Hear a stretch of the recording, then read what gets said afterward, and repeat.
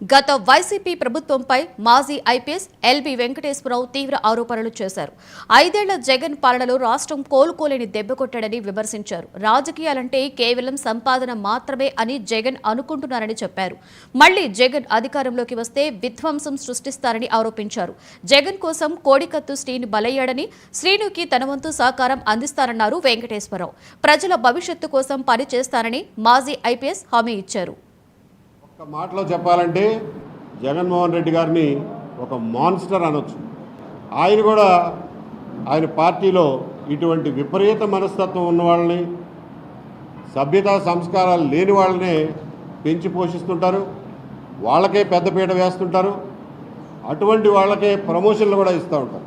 ప్రతిపక్ష నాయకులు ఇళ్ల మీదకి పోయి దాడులు చేయడం, ప్రతిపక్ష పార్టీల ఆఫీసులు పగలగొడటం, ఏమాత్రం సభ్యత లేకుండా మాట్లాడటం, ఇవే ఆయన దగ్గర ప్రమోషన్లు తెచ్చుకోవడానికి ఉండేటువంటి ముఖ్యమైన అర్హతలు.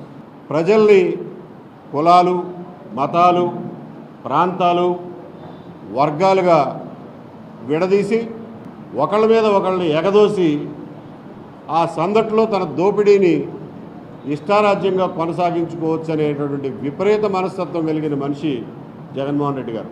అటువంటి మనిషిని నమ్మితే, ఆయన్ని అనుసరిస్తే సమాజం ఎటువైపు పోతుంది, ఏమైపోతుంది అనేటటువంటి ప్రశ్న మనం వేసుకోవాలి.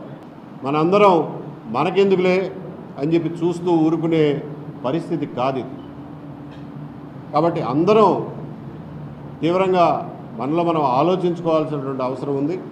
ఈ విపరీత మనస్తత్వం కలిగినటువంటి జగన్మోహన్ రెడ్డి గారి నుంచి దూరం జరగమని ఆ పార్టీలో కాస్తో కూస్తో విఘ్నత ఉన్నటువంటి మనుషుల్ని